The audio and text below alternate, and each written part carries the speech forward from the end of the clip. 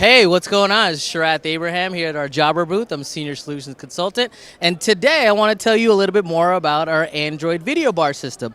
So you're probably already familiar with our Jabra PanaCast 50 and the Room system where it runs on Windows OS. But guess what? We now have a system that runs on an Android OS. So what are some benefits? As you can see, we have an Android bar. On the bar, the whole operating system, Zoom Room, runs off of this. On the back of the unit, 2 HDMI output ports, 1 HDMI input port, a BYOD port, and an Ethernet connection.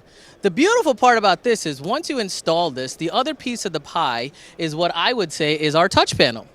So our touch panel, as you can see, is a very simple touch panel. It's powered over PoE. So you can use a PoE injector that the unit comes with, or you can use a PoE switch that your client might already have.